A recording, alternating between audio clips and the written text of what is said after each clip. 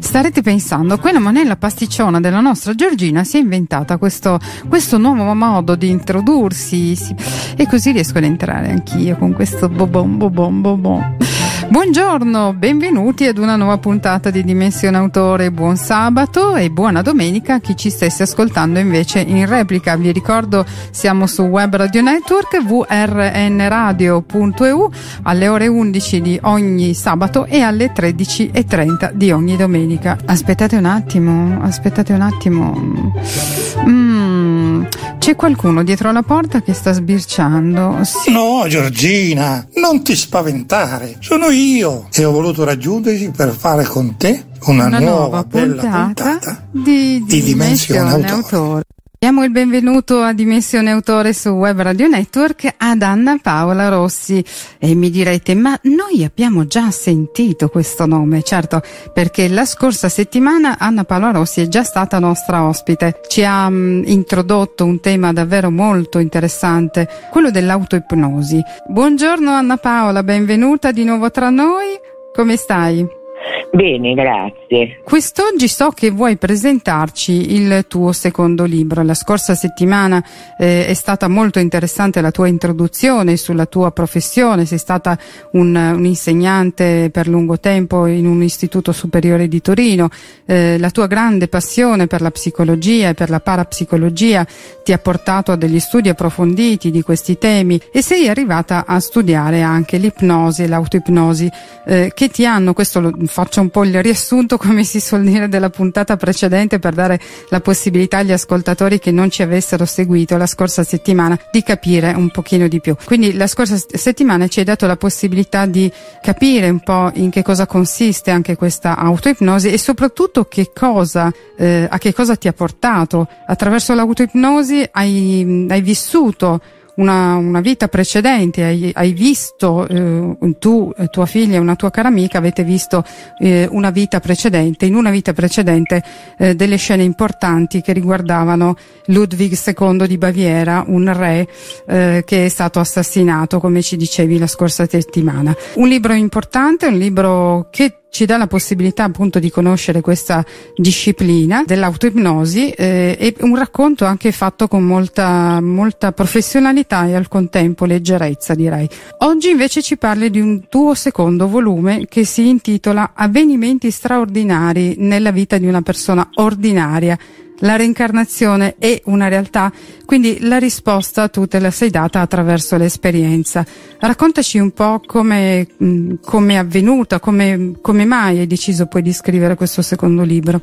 L'ho deciso perché mi sono resa conto che nel primo avevo raccontato solo o principalmente l'avvenimento che ha provocato in me un cambiamento. Cioè io avevo studiato l'autoipnosi come un fenomeno per analizzare se stessi, mentre nel primo stadio, diciamo, e quindi nel primo libro, mi sono limitata a raccontare che quello che io avevo visto nei miei sogni, chiamiamoli sogni, ma non sono sogni notturni, sono sogni dell'autoipnosi, era reale, era quindi riferito a una vita precedente. Mia figlia e questa amica avevano visto anche loro la stessa vita con situazioni naturalmente diverse. Perciò mi sono detta, ma allora c'è qualcosa in più. E ho cominciato, in questo secondo libro, proprio ad analizzare che cos'è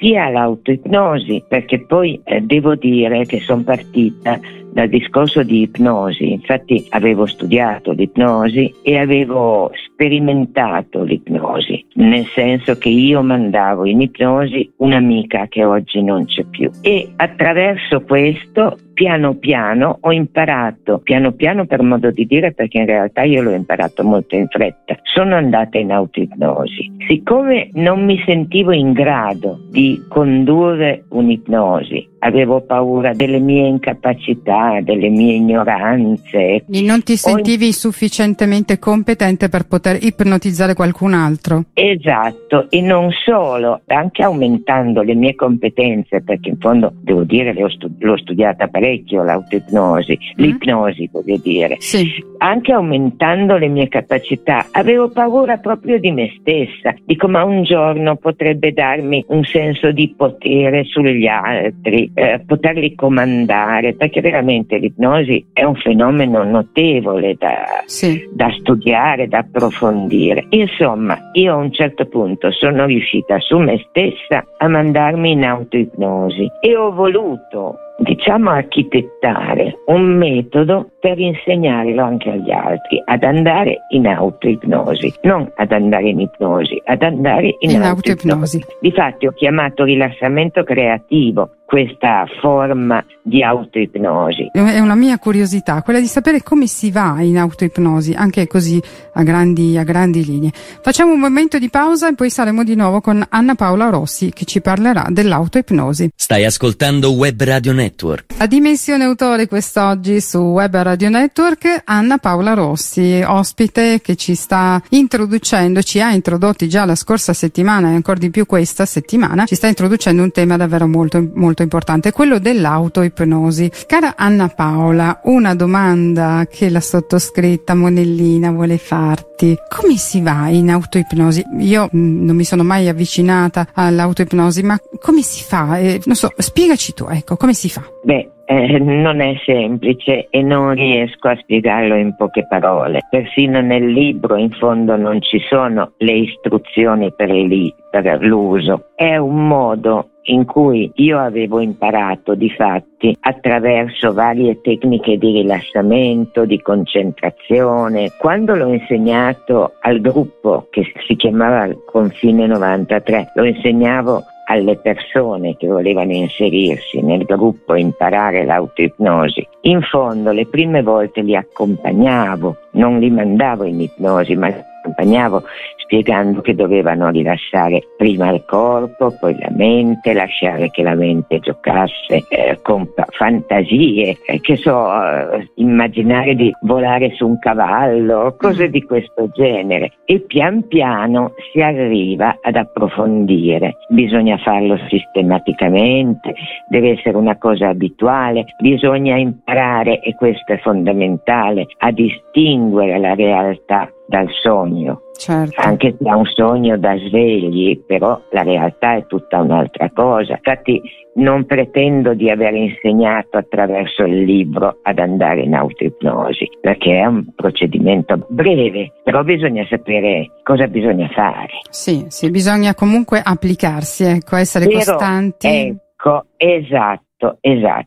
Ma quello che conta di più è che attraverso questo rilassamento profondo, che io difatti ho chiamato creativo, proprio perché immagini, ti lasci andare ai giochi della mente, io attraverso questo ho scoperto che dentro ciascuno di noi, ma intendo tutti noi, c'è quello che io ho voluto chiamare io superiore, per dargli un'accezione che non fosse né troppo giocosa né indicata da una religione, chiamarlo angelo custode, chiamarlo in qualunque altro modo, sarebbe stato dargli una veste di tipo religioso. Sì. Mentre l'io superiore ha una veste, a mio parere, un pochino psicologica. Non è il superio, sia ben chiaro. No, sono due. Il superio è un'altra cosa. È un'entità diversa. È un'entità diversa, però quello che conta non è il nome che gli ho dato, perché potevo chiamarlo appunto angelo, scintilla, quello che si vuole. In realtà è un pezzettino di universo, un pezzettino di Dio che è dentro ciascuno di noi, anche dentro il più delinquente della terra. Ecco, Sant'Agostino, mi viene in mente Sant'Agostino con le sue tracce divine in ognuno di noi, diceva. Brava. E attraverso la ipnosi, attraverso questo rilassamento creativo profondo, chiamiamolo come vogliamo, si riesce a comunicare con lui. Indubbiamente dipende anche dall'evoluzione di una persona, perché se uno in autoipnosi vuole sapere come fare soldi, tanto per dire, le risposte saranno adattate a quella richiesta. Quindi si tratta in fondo di evolvere la propria personalità per arrivare a un io superiore che sia davvero un io superiore. Però io oggi, attraverso tutti questi studi che sono stati e sono ancora, in fondo, anche se meno approfonditi oggi, sono stati davvero approfonditi, sono arrivata a credere in Dio. Io che lo negavo, perché mi guardavo attorno e dicevo: ma santo cielo, c'è il delinquente che fa la bella vita, c'è il ricco, il bimbo che nasce nella famiglia con tutti gli agi, eccetera. Certo che il poveretto magari invece ha più difficoltà e arriva a essere un delinquente per questo.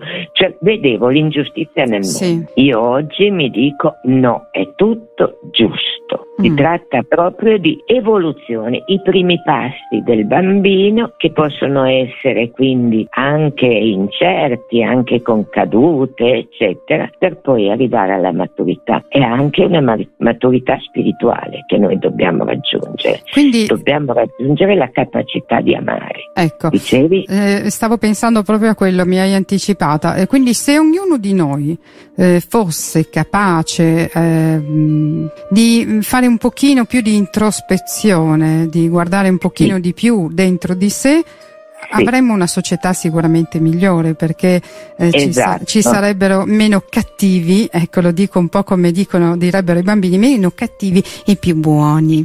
Infatti, e oltretutto è un cammino che noi facciamo tutti insieme, cioè io aiuto mia figlia aiuta me. È una crescita che noi riviviamo oggi, io credo nella reincarnazione, viviamo attraverso diverse vite che sono piccoli passi verso la perfezione. Però chiedo scusa, questa è una mia curiosità, il Dio di cui tu parli è un Dio neutro, non è il più Dio... Che neutro. Ecco, più che neutro è universale. Un Dio universale, perché non possiamo parlare del Dio visto dalla Chiesa cattolica che nega la Chiesa cristiana che nega la reincarnazione, per esempio. No, ma io sono convinto, lo so che la nega, ma io penso che in realtà c'è anche un discorso su questo, ma lo lascio perdere. In realtà la reincarnazione secondo me è una forma di purgatorio. Quindi, cioè, infatti, io credo che ogni religione, tutte le religioni, abbiano un pezzo di verità, ma la verità è l'universale. Questo è un punto molto importante, un punto fondamentale. Facciamo un attimo di pausa e dopo torniamo con Anna Paola Rossi, perché ci svelerà ancora degli aspetti importanti di questo suo secondo libro. Web Radio Network. Più l'ascolti, più la senti. A Dimensione Autore quest'oggi su Web Radio Network abbiamo Anna Paola Rossi e introduciamo adesso il nostro cavaliere Giorgio Milanese, che ci leggerà alcuni estratti, alcuni stralci tratti da questo libro, dal libro che stiamo presentando oggi, Avvenimenti straordinari nella vita di una persona ordinaria. La reincarnazione è una realtà? Web Radio Network. Più l'ascolti, più la senti. L'ipnosi consiste in uno stato psichico simile al sonno e tuttavia se ne differenzia per molti aspetti. Il soggetto ipnotizzato, infatti, vede e sente cose irreali, in una parola sogna, esattamente come durante il sonno naturale, ma mantiene contemporaneamente il contatto e la comunicazione con l'ipnotista col quale può dialogare. Sembra dormire, insomma, ma può concentrare la propria attenzione e percepire gli stimoli sensoriali che gli vengono suggeriti dall'operatore. Una cosa soprattutto mi aveva affascinata fin dall'inizio. C'era stato detto che la reincarnazione avviene spesso con le medesime persone, insieme ad altre nuove che si aggiungono man mano, perché essa ha lo scopo precipuo di insegnarci ad amare sempre di più e sempre meglio. In ogni vita, infatti, il nostro compito è quello di imparare ad amare anche in situazioni difficili, altrimenti si ripete l'esperienza fino a raggiungere il traguardo. Mi stuzzicava pensare che l'affetto che porto ai miei cari avesse origini lontane nel tempo e nello spazio, che avessimo insieme sperimentato vicissitudini innumerevoli e articolate, e soddisfava il mio bisogno di completezza e di pienezza. La cosiddetta legge del karma, dunque, va rivisitata e corretta, almeno rispetto a come la interpretavo io prima di fare autoipnosi. Non si tratta di scontare i propri errori, né di una regola di tipo vendicativo. Si tratta invece di una crescita in comune con altre persone, secondo la legge universale dell'amore. E dopo aver ascoltato questi spunti di riflessione tratti da questo secondo volume di Anna Paola Rossi, che è qui con noi a Dimensione Autore, adesso mi viene da farti proseguire questo interessante discorso che stavi facendo su questo io superiore, su questo Dio universale, perché è davvero un'analisi non solo profonda ma appassionata. Hai visto qualcosa che forse non tutti riusciamo a vedere. Sì, ne sono convinta e mi sento molto fortunata. Mi ha cambiato la vita, cioè non nel senso che io sia diventata la santa, anzi i miei tormenti sono forse persino più accentuati, però indubbiamente mi ha aperto l'animo, cioè io oggi credo in Dio, ho tutta la fede possibile e immaginabile, anche se poi non la metto in pratica, sia ben chiaro, cioè ripeto, non sono diventata una santa, ma mi è arrivata la tranquillità per tutto quello che accade, cioè io oggi accetto tutto e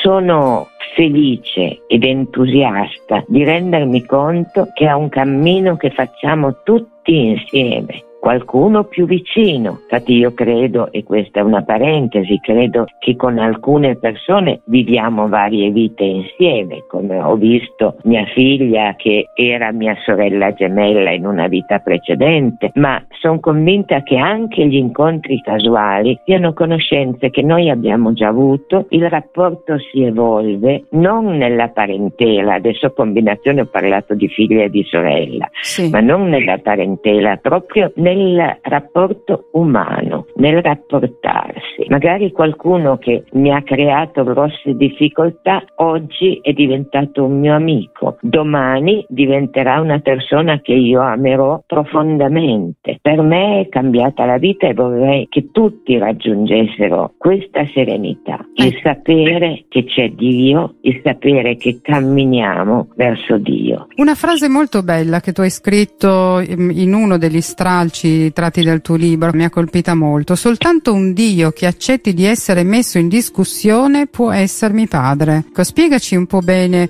che cosa intendi per essere messo in discussione. Per me è così, perché io ancora oggi che ho raggiunto la fede, devo dirlo, però ho bisogno di contestare.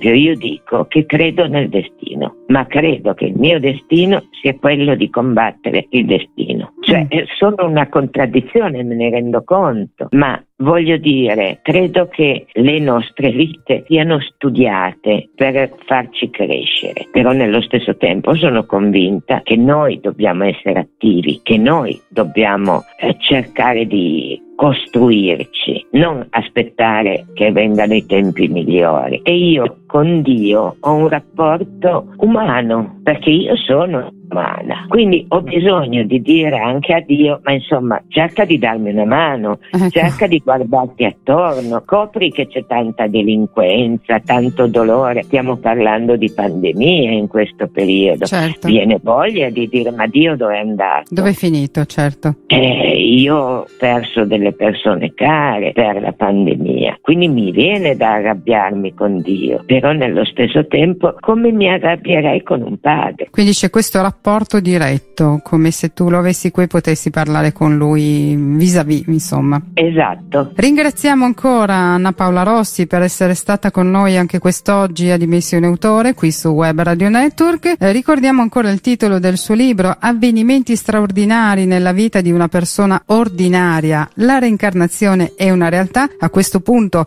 stando a tutte le motivazioni, ricerche, studi, analisi che ha fatto la nostra autrice, parrebbe proprio di sì, parrebbe che la reincarnazione sia una realtà. Ti ringraziamo ancora per essere stata con noi. Io ringrazio voi, siete stati gentilissimi. Grazie a te, sono sicura che avremo presto modo di risentirti, chissà magari per qualche altra importante opera letteraria. Grazie. Grazie Anna Paola, grazie ancora. Un bacione, come di consueto, il bacio di fine intervista. Un bacio a voi. Ciao. VRN, più l'ascolti, più la senti. Ma che belle emozioni abbiamo respirato quest'oggi a Dimensione Autore, però siamo arrivati alla fine. No, Giordina, non dirmi che è finita la puntata. Sì, cavaliere, purtroppo è finita. Come dici? È finita? Allora ci risentiremo tutti. Ci risentiremo tutti la prossima settimana e domani alle 13:30 in replica.